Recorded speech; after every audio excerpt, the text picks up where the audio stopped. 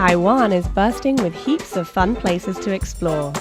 Join me, Amber Hatfield, as I hit up travel hotspots, soak up some culture, and hunt down hidden gems. Let's go! Hi, welcome back to Let's Go. On today's episode, I chat with Crystal Henry. She is from the US and has been in Taiwan for quite a number of years now. We've known each other since we've been in Taiwan, and she has some interesting takes on how Taiwan is different from her hometown in the States. We're also going to talk a little bit about learning Mandarin and how that has changed Crystal's experience here in Taiwan.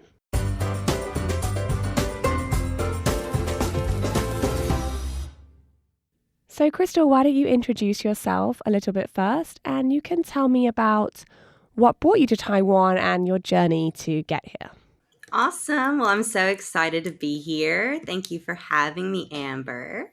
That I've been here for a long time. That is accurate. I've been here for a little over 8 years now, and I absolutely cannot believe it. And yeah, it's been quite the journey. I feel like, let's see, where did it start?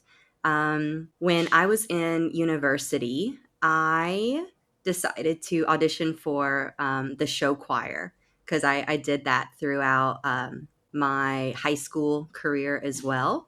And I did that all throughout my time in university. And during my senior year, we went on a tour to Europe.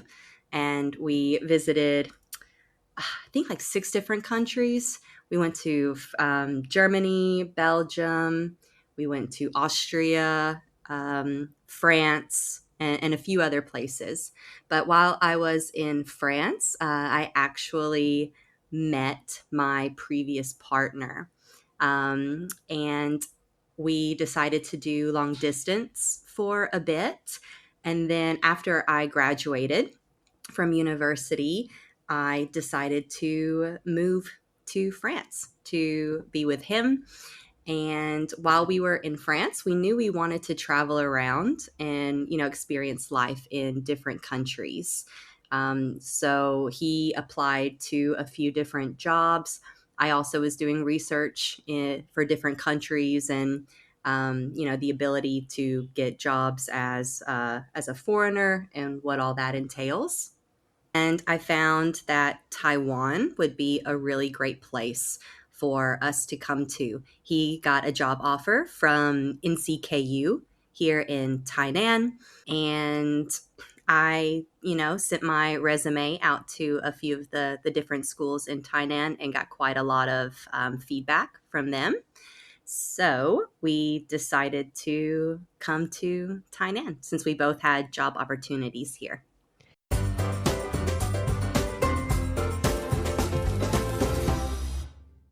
Yeah, so Tainan was the first place that you came in Taiwan, not Taipei, right? What was your first impression of Tainan? Or Taiwan, I guess, but of Tainan when you got here? Right. So I think that my first impression was probably your typical culture shock reaction, just because so much about Taiwan is really different from where I grew up. But I think one of the first things that I noticed about Taiwan was all of the motorcycles and the scooters. And like the woman who was driving us from Taoyuan down to Tainan, I remember asking her, I was like, is there like a scooter convention or like a motorcycle convention in town? And she was like, no, this is just normal. And I was like really, really surprised. Yeah. And then I also remember noticing all of the LED lights. That's exactly the same as me. I also had that same thought. So when I first got to Tainan, I remember looking at all the signs, like all the flashing signs, and thinking, wow, what is this? This is crazy. I know. I felt the same. And I remember thinking like, oh, is there like a really big bar scene or like clubbing scene? Because for me, that's what LED flashing lights represents, right? Yeah. And the same woman, I was like, oh, like, what is this store? Or what is this place? And she was like, oh, that's a laundromat. And I was just like, oh, great. Like, no telling what this woman thinks about me. Yeah, I wonder if that's like something that, because I had been to other countries in Southeast Asia before I came to Mm-hmm. Taiwan, and I didn't really notice that at all. Mm-hmm. And then I came to Taiwan and I really noticed it. So I feel like it is kind of like a special thing to that Taiwan has a lot of is all these flashing signs.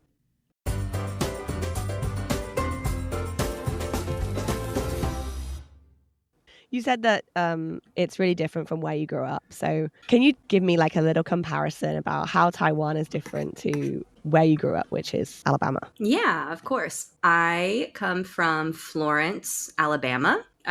It's a really small town. I want to say the last time I looked, the population was around 30,000 people, something like that.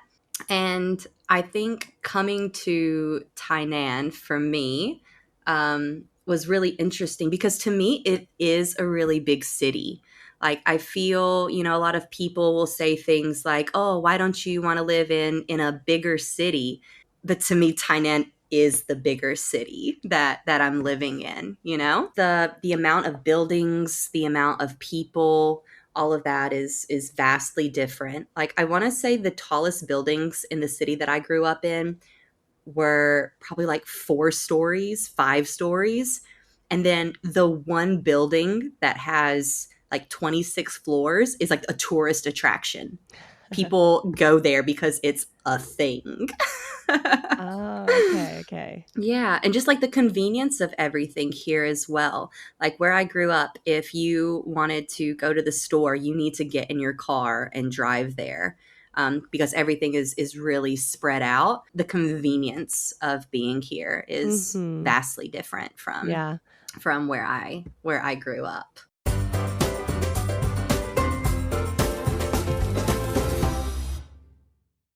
So we kind of touched on this a little bit before about you saying that Tainan's like a big city to you, but Hmm.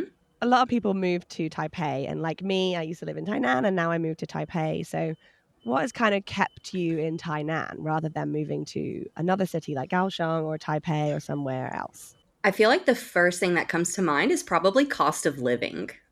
I think that was also one of the reasons that I opted to move to Taiwan in general, just because through a basic research online, the cost of living was relatively low, especially compared to the U.S. I can definitely understand wanting to, have a different surrounding and setting after being in a city for so long. So I have thought about moving to possibly Taipei, Kaohsiung, Taichung, different places like that. But every time I look at the cost of living and just the price of apartments, I'm like, oh my gosh, like I'm gonna pay the same amount for my like 2 bedroom apartment in a newer building that I would pay for like a studio apartment in 30, 40 year old building in another place. And then also like food and just shopping and things like that in general. I feel like everything is so much cheaper here. So it makes it a lot easier to save money, which Mm-hmm. is one of my goals right now is to increase my savings. So Mm-hmm. that's had a big impact. And then also I would say weather. I feel like I do not like the cold at all. And I've noticed that it gets noticingly cooler in up north in Taipei. And it rains quite a bit more from what I hear.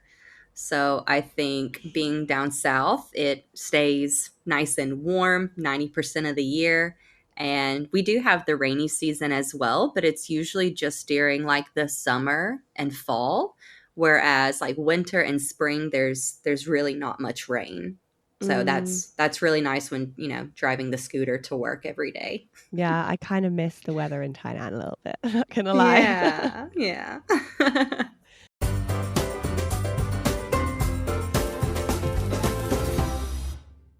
And in Tainan, Hmm. people speak a lot more Taiwanese. Do you have any experience of Taiwanese? Do you know any Taiwanese or have you had any troubles with Taiwanese? Oh my goodness. I know like one phrase that my partner's father has taught me. I haven't really had a lot of experience with Taiwanese. I know that it's mostly like the older generations that still speak it. And maybe the younger generations, they know enough to, chat and communicate with their grandparents. But I feel like as far as, day-to-day living, shopping, ordering at restaurants, things like that, I feel like it's mostly Mandarin that is used. And I think there was a time period where I couldn't tell the difference between Mandarin and Taiwanese. And I would go to my Chinese class and just being really upset about the fact that I couldn't understand. And I think it wasn't until that point that I realized that there are quite a lot of people here who, in just private conversations, will speak Taiwanese to each other. And I think having that realization made me feel a little bit better that I didn't understand all of the conversations going on around me. And so you also didn't speak any Chinese when you came to Taiwan, right? Oh yeah, zero. Zero. So how has that been? Can you share a little bit about that? Oh my gosh. In one aspect, it was really easy because so much of my life revolved around work. A lot of my friendships were made there. It's where I spent the majority of my time. So from that aspect, it wasn't that difficult, but just day to day things, oh, it was so hard. And I would need to like set up an appointment with someone at my work who could like go with me to, do something at the bank. Or if I was sick, I would need to make sure that someone from my work could go with me to the doctor to explain, right, what my symptoms were. And I think it was probably around my second year here that I knew I was planning on staying long term. And I was like, okay, I can't live my life like this. I have got to start learning Chinese. And it really has. It's made my life so much easier. And I'm so thankful that I did it.